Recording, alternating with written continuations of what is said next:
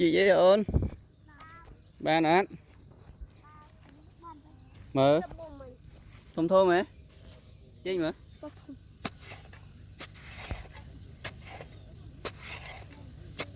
mà miếng cái vậy bàn cái vậy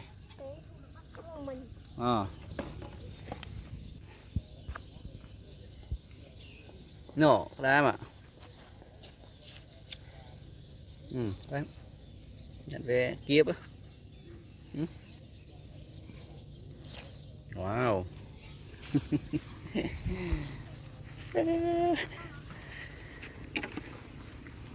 Ngủ ăn chưa đây ta hay giờ thế ấy slow à hay ăn teri này ngày nó chốt á này